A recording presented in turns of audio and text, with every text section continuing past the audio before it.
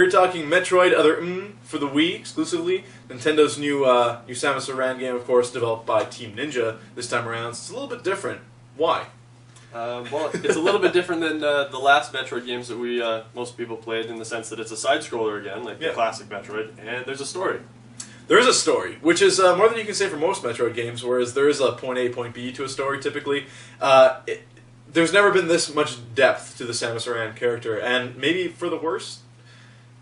We've disagreed on this before, yeah. The story essentially takes place kind of at the end of the Metroid timeline, but also has flashbacks to the beginning, and she acts very uncharacteristically in that she's very down in the dumps and like hung up on a guy, and like she's been the strong female protagonist this whole time, and now all of a sudden, there's a new chapter to her life in which she's just very mopey all the time. I found you yourself didn't seem to mind. Well, I didn't mind it quite as much, in the sense that, I mean, Nintendo's been kind of bad for rehashing the same thing over and over, and to be fair, without some kind of story, even if she is a little bit somewhat out of character, we have Super Metroid with better graphics. That's pretty much it. Which is what I was expecting, but didn't get. It is Nintendo. Yeah, the story itself, I mean, that aside, which a lot of people discredit as bad, the gameplay is super fun. You have like a hybrid Metroid game, essentially. It's not all side-scrolling, of course. You have an action-adventure kind of 3D space you're running in. Of course, you have all your, series staples. You got your beams and your morph ball and your bombs and your missiles,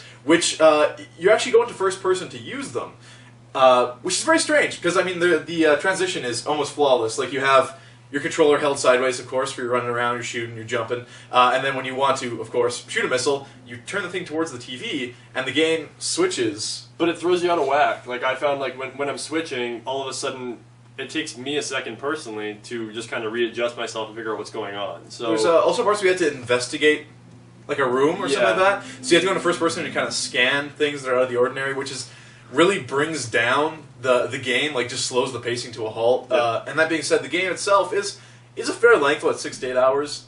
Yeah, like, not bad. Replayability, not really so much. And of course, once you get up all the extra missile tanks and stuff like that, which are not hard to find in the game, you're pretty much done.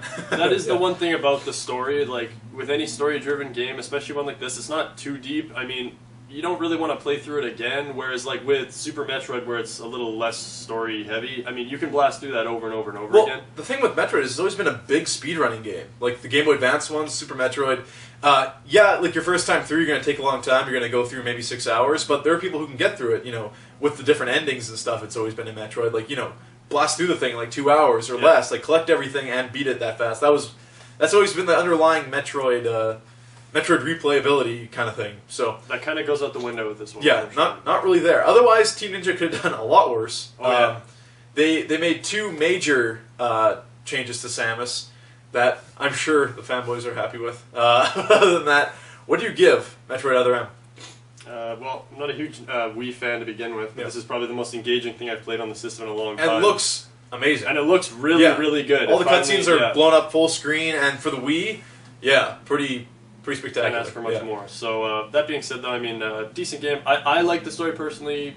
Pretty solid controls. 7.5. Yeah, if you're a fan of Metroid, you definitely owe yourself to pick it up. I mean, a first-party Nintendo game is really never ever going to disappoint. Typically, I give it a 7 out of 10. Mostly for the fans, but watch out for that story, because it'll get you. We gotta clear out. Where's the exit at? Come on! Don't do it! Samus, do you read me? How you feeling about the commander, huh? No! Samus!